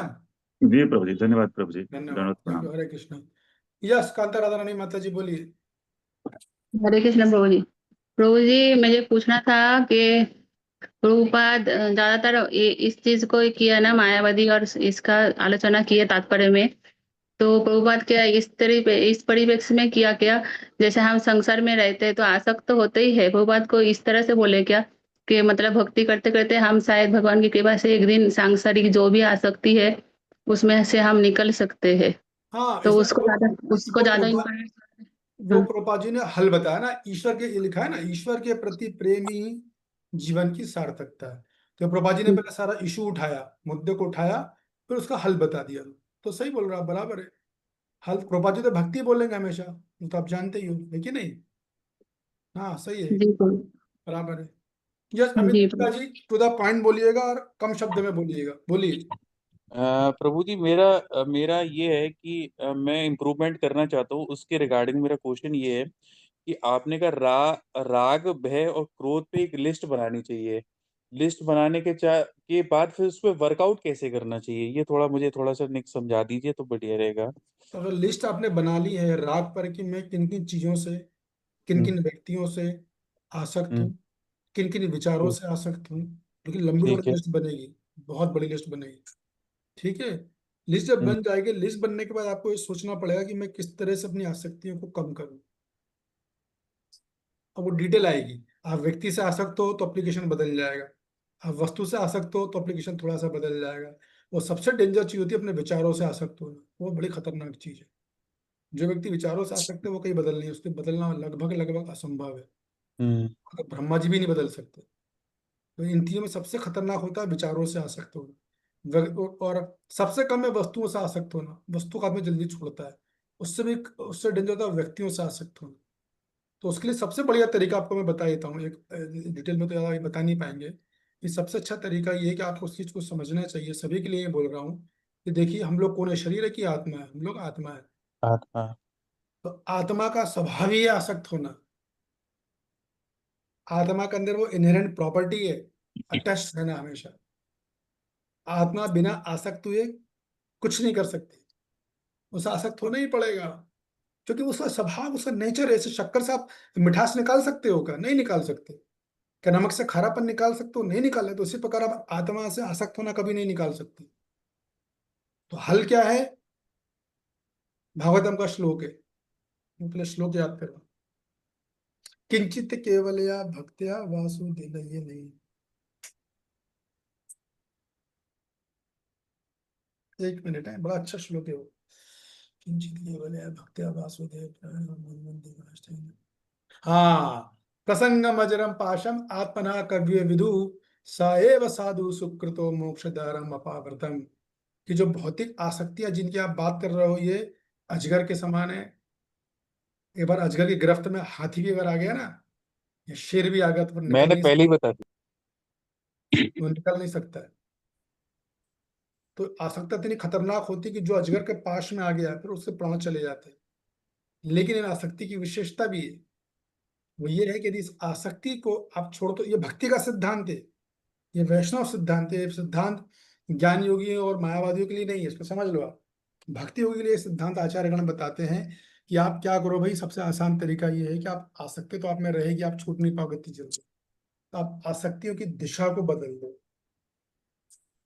आसक्तियों की दिशा को बदलो, आप उसको डायरेक्शन चेंज कर दो। जो आसक्ति आपकी संसार के लोगों में है, वो आसक्ति आप गुरु में लगाओ, साधु में लगाओ, शास्त्रों में लगाओ। अपनी हर क्रिया को भक्ति से, भगवान से जोड़ो। उस आसक्तियों को आप इस तरह से लगाओ, उन वस्तुओं को, उन व्यक्तियों को भगवान के स्वयं में लगाते रहो। तो धीरे धीरे करते करते करते करते क्या होगा, वो जो आपकी आसक्ति हो जो तब भी रहेगी, लेकिन वो आसक्ति स्पिरिचुअलाइज्ड हो जाएगी। अभी वो भौतिक है, वो आसक्ति फिर आध्यात्मिक हो जाएगी। जिस प्रकार लोहे की राड है, उसको आप अग्नि में रखे रहोगे, रखे रहो, हटाओ नहीं।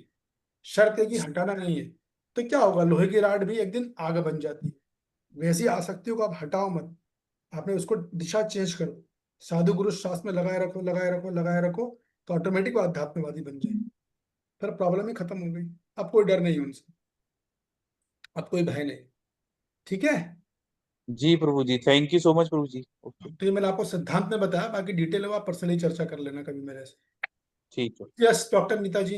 हरे कृष्ण प्रभु जी। प्रभु जी वैसे मेरा कोई सवाल नहीं, लेकिन मुझे थोड़ा एक कंफ्यूजन है कि जो स्मार्थ होते हैं और जो ब्रह्मवाद मायावादी होते हैं, दोनों एक ही शब्द है?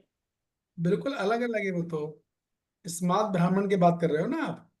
नहीं, स्मार्ट जो पूजा पद्धति जो करते हैं, पता नहीं, हो सकता है ब्राह्मण की बात होती है। लोग कहते हैं ना कि ये स्मार्ट है और ये वो मायावादी है, तो ये थोड़ा मुझे समझना था कि दोनों में अंतर क्या है।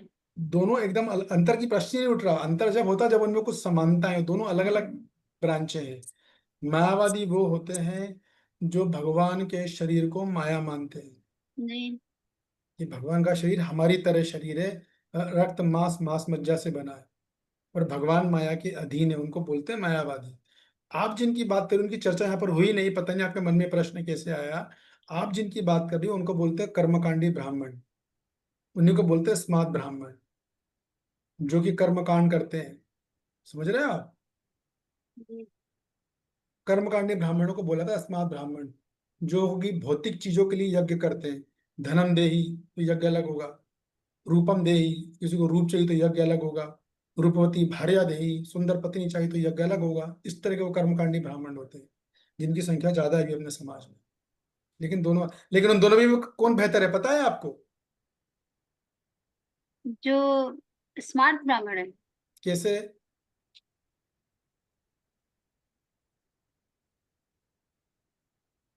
वो ऐसे कि स्मार्त ब्राह्मण से अपन उम्मीद कर सकते हैं कि भविष्य में भक्ति कर लेगा। अभी देवी देवताओं का, अभी ये देवी देवताओं की उपासना कर रहा है या फिर यज्ञ भी कर रहा है, तो धीरे करते करते एक दिन समझ में आएगा यार भोग के लिए करना बेकार है, तो भक्ति को ग्रहण कर लेगा। भक्ति ग्रहण नहीं करेगा तो योगा निद्रा में कई तरह के योग है, उनको ग्रहण कर लेगा, अपने लक्ष्य को प्राप्त कर लेगा। मायावादी तो सीधा नरक में जाएगा, उसकी तो कोई होप ही नहीं है। उस दृष्टि से अगर इन दोनों की तुलना करें तो कर्मकांडी बेहतर है। ठीक है। जी प्रभु। तो प्रभु जी इस हिसाब से तो हम लोग जब तक इस्कॉन में या फिर किसी संप्रदाय से नहीं जुड़े हैं तो सभी स्मार्ट हैं उस हिसाब अरे से? कहाँ से कहाँ ले गए आप बात, कहाँ जा रहे हो आज आप? इसका इससे क्या मतलब है? तो टॉपिक ही नहीं है, या टॉपिक क्या, इससे कोई मतलब ही नहीं नहीं है प्रभु चीजों जी, में। ऐसे ही मेरे मन में सवाल आया ना, वो मायावादी का जो शब्द मैंने सुना ना, उससे मेरे दिमाग में ये चीज आया कि क्या ये दोनों कॉमन शब्द हैं? दोनों एकदम बताया, अभी समझ में आया हाँ कि नहीं, नहीं? अभी तो समझ में आ गया, हाँ दोनों बस अलग ठीक है। है। जी प्रभु ओके, बाकी जी। तीसरा थैंक यू प्रश्न। प्रभु जी। हरे कृष्ण। आपको क्या लग रहा है, इस्कॉन वाले का कर्मकांड करते हैं? नहीं प्रभु जी, हम ये कह रहे हैं कि इस्कॉन में आने से पहले,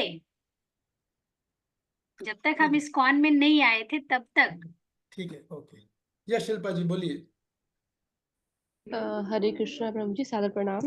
हाँ जी प्रभु साहब जी बोलिए। मेरा क्वेश्चन ये है कि जैसे प्रभुपाद ने हमें न्यूज़ वगैरह ये न्यूज़पेपर्स पढ़ने के लिए मना करा था अपने शिष्य को, और अभी जैसे करंटली एक टॉपिक चल रहा है पुलवामा अटैक्स वाला, तो प्रभु जी मेरा क्वेश्चन ये था कि हमें वो न्यूज़ हर कहीं भी हम जा रहे हैं तो हमें यही देखने को मिल रही है, तो हमें इस न्यूज़ में बहुत ज़्यादा इन्वॉल्व होना चाहिए या नहीं होना चाहिए? क्योंकि एज़ अ देखें तो हमें ये भी है कि हमें करंटली क्या चल रहा है इसके बारे में अपडेटेड भी होना चाहिए, और एक तरीके से लगता है कि अगर हम अपडेटेड भी होते हैं तो कहीं न कहीं वो चीज़ हमारी कॉन्शसनेस में भी जाएगी, और कुछ लोगों के प्रति हमारे मन में द्वेष भी उत्पन्न हो जाएगा, नफ़रत भी उत्पन्न होगी।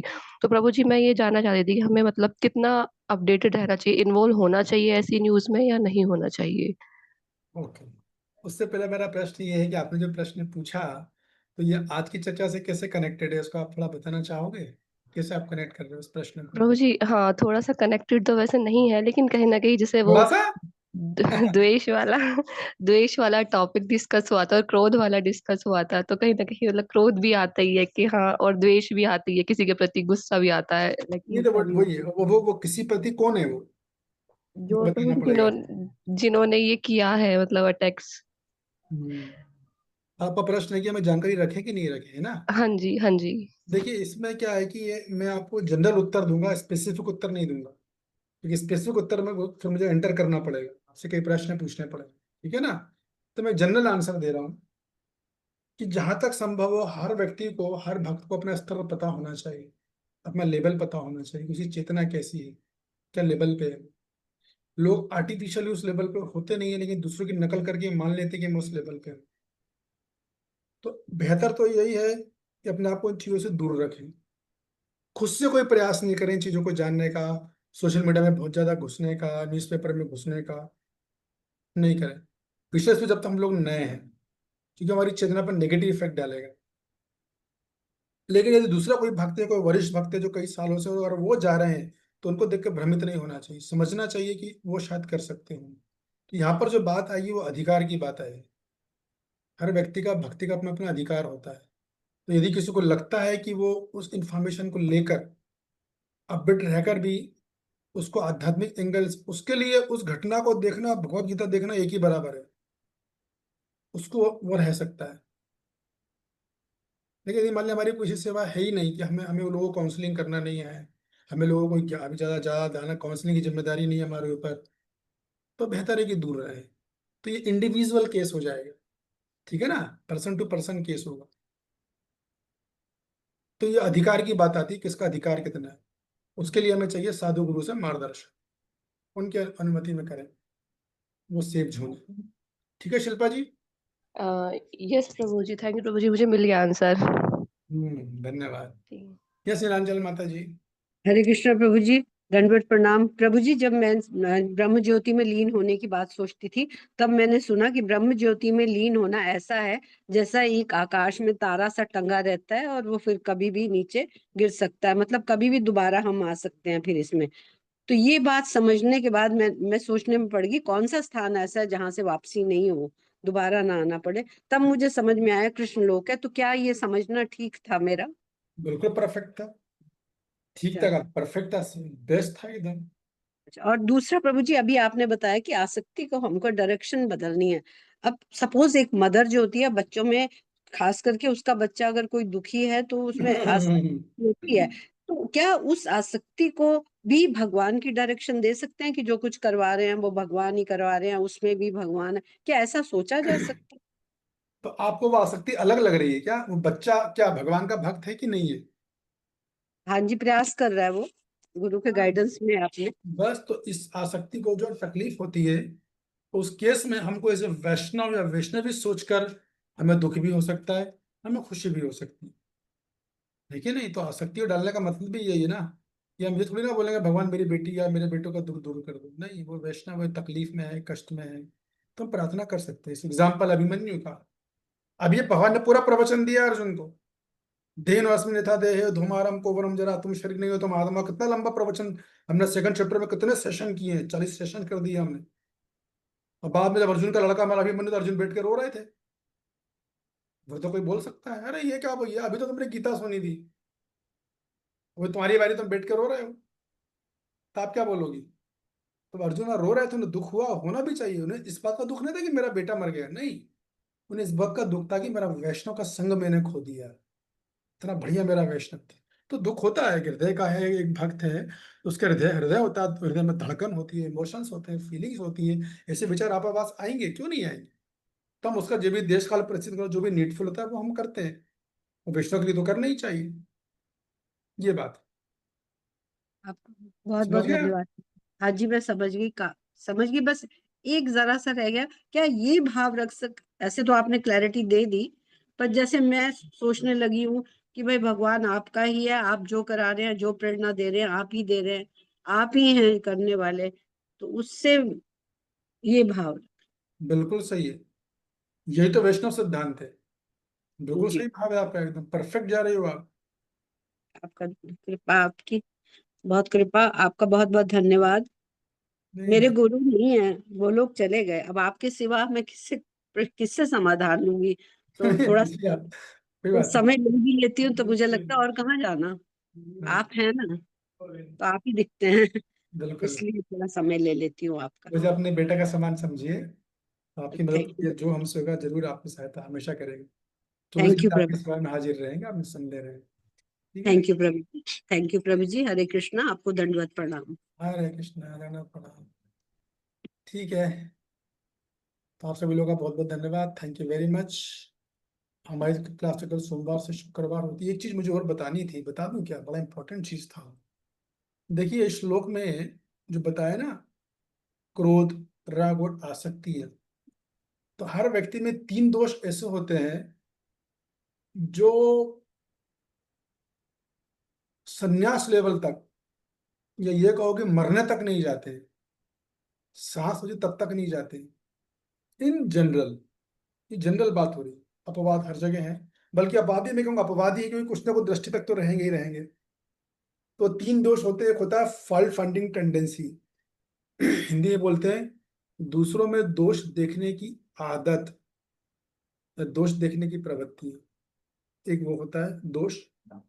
दूसरा होता है सम्मान की चाह, खतरनाक, ये 3 अनर्थ होते हैं जबरदस्त। हमेशा से लोग सम्मान की चाह रखते हैं, कहीं पर भी आएंगे उन्हें सम्मान की चाह रहती है। और तीसरा होता है अपेक्षा रखना, एक्सपेक्टेशन फ्रॉम अदर्स। तो दोष देखने की आदत, मान सम्मान की चाह और दूसरों से अपेक्षा रखना, ये 3 इतने खतरनाक अनर्थ हैं कि व्यक्ति को कभी सुखी नहीं रहने देते। भली चाहे वो जिंदगी में जो चाहे वो प्राप्त कर ले, उसको सुंदर पत्नी मिल जाए, खूब बड़ी गाड़ी घोड़ा हो जाए, मकान हो जाए, बंगला हो जाए, लेकिन वो सुखी नहीं रहेगा, उल्टा दुखी रहेगा। तो इसमें अंदर ये 3 खतरनाक दोष है, दूसरों में दोष देखने की प्रवृत्ति, मान सम्मान की चाह और दूसरों से अपेक्षा रखना, यही दुख का कारण है एक्चुअली सबसे बड़ा। तो इसमें जो पहला दोष है दोष देखने की प्रवृत्ति, ये किससे संबंधित है? तीनों में से कौन बताएगा? तो 3 चीजें है ना, क्रोध, राग और भय, तो दोष देखने की प्रवृत्ति किससे संबंधित है? कौन इसका जवाब देना चाहेगा? बोलिए सदानंदिनी माता जी। हरे कृष्णा जी प्रभु। दोष देखना मतलब दूसरों की कमियों को निकालना। एक मिनट, कहाँ से आवाज आ रही है? हरे कृष्णा। आइए बोलिए। हाँ जी, दोष देखना मतलब दूसरे की कमियों को निकालना, ये ऐसा है, ये वैसा है, कहीं पे भी हम कमियां ही निकालते रहते हैं। हाँ वो तो बराबर है, लेकिन ये किससे कनेक्ट होगा? जो राग, भय और क्रोध, इससे किससे कनेक्ट होगा? ये पूछ रहा हूँ। यस राकेश प्रभु। प्रभु जी ये राग से कनेक्ट है, कैसे? क्योंकि वो आसक्त है अपने प्रति या अपने विचारों के प्रति। प्रभु जी वो मान रहा है कि हम जो है वो सही हैं और हमारा सोचना भी एकदम बिल्कुल परफेक्ट है, और यही दोष दृष्टि को बनाता है। प्रभु जी हाँ लेकिन उतना परफेक्ट नहीं होगा वो, क्योंकि आप ये बताइए, आप सोचो, नहीं आप रुको, आप सोचो क्रोध कहाँ से आता है? जब जड़ इच्छा पूर्ति नहीं होती है। हाँ, तो वो क्रोध जो है वो प्रकृति के 3 गुणों में से किसका उत्पाद है? प्रभु जी तमोगुण का उत्पाद है। हाँ, तमोगुण का उत्पाद है, तो उसको क्रोध आ रहा है। और गलतियां देखना किस चीज कहाँ से निकल रहा है? ये प्रभु जी रजोगुण का उत्पाद है, क्योंकि वो अपने आप को सुपीरियर फील कर रहा है ना। प्रभु जी हाँ, तो थोड़ा सा कंफ्यूजन है, आप समझिए कि देखिए आचार्यगण क्या बोलते हैं कि जो क्रोध होता है ना, क्रोध, अब सॉरी, जो ये दोष देखने की प्रवृत्ति है, इसका जो जुड़ाव है वो क्रोध से होता है। क्योंकि क्या होता है कि व्यक्ति के अंदर अहंकार छिपा होता है, हिडन फॉल्स ईगो। तो क्या होता है, जैसे ही वो अहंकार के वश, जैसे आपने बोला, उसकी ये भावना रहती कि मैं उससे बेहतर हूं, और तब वो दूसरों में गलतियां देखता है और उस गलती को क्रोध के माध्यम से प्रकट करता है। तो बेसिकली इसको आचार्य बोल रहे हैं कि एक्चुअली मिक्स्ड है, ये रजोगुणी और तमोगुणी दोनों की मिश्रण है। ठीक है ना, दोनों की अभिव्यक्ति है, क्योंकि आसक्ति भी इसमें आ रही है। तो ये जी दोष देखने का है, इसमें रजोगुण और तमोगुण की मात्रा मिली हुई है, लेकिन फिर भी अगर बारीकी से आकलन करेंगे तो आचार्य बोलते हैं ये तमोगुण यानी क्रोध के कारण है, बट उसमें ये भी इन्वॉल्व है, ऐसा है। लैपटॉप इतना ब्लैक एंड व्हाइट नहीं है, लेकिन क्रोध जी मात्रा अधिक है। ठीक है, जी प्रभु जी, ये धन्यवाद। हाँ। दूसरा है सम्मान की चाह, इंग्लिश में बोलते हैं डिजायर फॉर रिकॉग्नाइजेशन, लोग मेरे को जाने पहचाने, वो उस टाइप से। तो ये कहाँ से निकलती है सदानंदिनी माता जी? ये जो आएगा, ये जुड़ा आचार्य बताती है, आएगा राग, जी राग। आसक्ति से आता है। हाँ, क्योंकि जब व्यक्ति में आसक्ति होती है ना, खुद से आसक्ति होती है, तो तुरंत उसके मन में भावना आती है दूसरे लोग मेरा मान करें, मुझे सम्मान करें। जैसे आप देखो कुछ लोग होते हैं वो छोटा सा भी बात बोलेंगे आपसे करेंगे तो उनके बदले में आपको सब वो बोलते नहीं है, लेकिन उनके उनके उनकी बातों से वो भाव समझ में आता है कि ये एक्सपेक्ट कर रहे हैं कि मेरी सराहना की जाए, मेरी प्रशंसा की जाए, वो रहता है उनके अंदर। तो इसका मतलब है कि व्यक्ति के अंदर राग बहुत ज्यादा है, बहुत ही, जिसमें बहुत ज्यादा राग होगा वो हर काम के लिए आपसे उम्मीद करेगा मेरी प्रशंसा करो, हर काम के लिए। समझ जाना चाहिए इस व्यक्ति में आसक्ति बहुत ज्यादा है, ये बात। और आप आसक्ति नहीं करोगे तो नर्वस हो जाएगा, आप प्रशंसा नहीं करोगे तो नर्वस हो जाएगा, कभी तो लड़ भी लेगा वो इनडायरेक्टली कि मेरी प्रशंसा करवा लो ऐसा होगा। और तीसरा अनर्थ है एक्सपेक्टेशन फ्रॉम अदर्स, यानी अपेक्षा करना, ये भी बड़ा खतरनाक अनर्थ है। किसी के लिए कुछ कर दिया, अब दुनिया में बाजा बजाएंगे, मैंने उसके लिए ये किया, मैंने उसके लिए वो कर दिया है, वो उससे अपेक्षा रखेंगे। ऐसा नहीं होना चाहिए। अगर आप किसी के लिए कोई अच्छा काम कर रहे हो तो आप उससे अपेक्षा मत रखो कि वो आपके लिए भी अच्छा करेगा, आप ही गलत हो। कि गीता नहीं बोलती है इस बात को। हाँ, आपने अच्छा किया है तो आपके साथ भी अच्छा जरूर होगा, ये निश्चित है, लेकिन ये जरूरी नहीं है कि वही व्यक्ति अच्छा करेगा जिसने आपके साथ अच्छा किया है, बल्कि उल्टा वो बुरा भी कर सकता है, मतलब बुरा करने का प्रयास करेगा, लेकिन होगा नहीं बुरा क्योंकि आपने अच्छा किया है। तो भगवान किसी और व्यक्ति को चुन के अच्छा करेंगे आपके साथ। तो ये जो है, जो अपेक्षा रखना, ये भी बहुत गलत है कि मैंने आपका अच्छा किया, अब आप मेरी अच्छा की, मैंने आपकी मदद की, अब तुम भी मेरी मदद करो। ये गधे, ये बहुत लोग जो मूर्ख लोग हैं उनका कंसेप्शन है, ये भक्तों का कंसेप्शन नहीं होता है। भक्तों को पता मैंने अच्छा कृष्ण के लिए किया, गुरु के लिए किया है, इसके लिए मैंने किया ही नहीं है, तो कल को बुरा भी करा तो उनको जरा भी दुख नहीं होता, क्योंकि उन्हें करने से पहले पता है कि मैं इसका भला कर रहा हूँ, कभी मेरे पीठ में छुरी भोंक देगा। जानते हैं हम इस बात को, फिर भी करते हैं। क्यों? Because Krishna likes it, Krishna को पसंद है, इसलिए मैं अच्छा कर रहा हूँ। तो ये तीन चीजें जो थी, ये मेरे बताना चाह रहा था कि ये भी इन तीनों से कनेक्टेड है। ठीक है, आप सब लोग का बहुत बहुत धन्यवाद, थैंक यू वेरी मच। हम लोग कल मिलेंगे शाम को 6 बजे, अब तक के लिए आज्ञा दीजिए। हरे कृष्ण, हरे कृष्ण। प्रणाम, दंडवत हरे कृष्ण मुझे दंडवत प्रणाम करे हो तो दंडवत प्रणाम। दंडवत प्रणाम। कृष्ण प्रभु जी, दंडवत प्रणाम। धन्यवाद।